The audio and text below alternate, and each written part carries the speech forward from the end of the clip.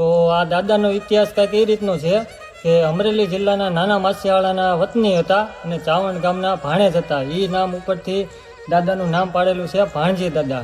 અને કહેવાય કે જે તે સમયમાં બારવટિયા આપણા વિસ્તારમાં જે લૂંટ કરવા આવતા હતા એ સમયમાં ભાણજી દાદા ઢોલ વગાડી અને આપણા લોકોને બધાને જાણ કરતા હતા કે બારવટિયા આપણા વિસ્તારમાં લૂંટ કરવા આવેલા છે. તો પછી એમ કહેવાય છે કે બારવટિયાને ખબર પડી ગઈ કે આ દાદા બધાને જાણ કરે છે. તો એને એમ થયું કે આ દાદાને આપણે પહેલાં એની ઉપર હુમલો કરી અને આપણે એને પૂરા કરી દેવી.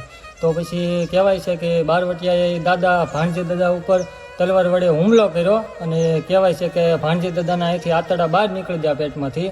અને તોય છતાં ભાણજી દાદાએ હિંમત ન હારી અને જે ઢોલની દાંડી હતી એના વડે દાદાએ આતરડાને અંદર નાખી અને માથે જે પાઘડી બાંધી હતી એ પાઘડી આતરડા ઉપર બાંધી અને પછી એમ કહેવાય છે કે ઠસ્સાની પાસે માલપરા ગામથી ઢોલની દાંડી વગાડતા તોય ચાવંડ સુધી પૂગી ગયા. અને પછી ચાવંડ આવી અને દાદા અવસાન પામ્યા છે.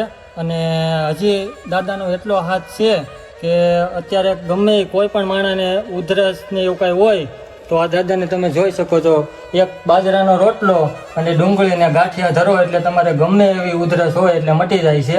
એટલે આ હતો દાદાનો ઇતિહાસ.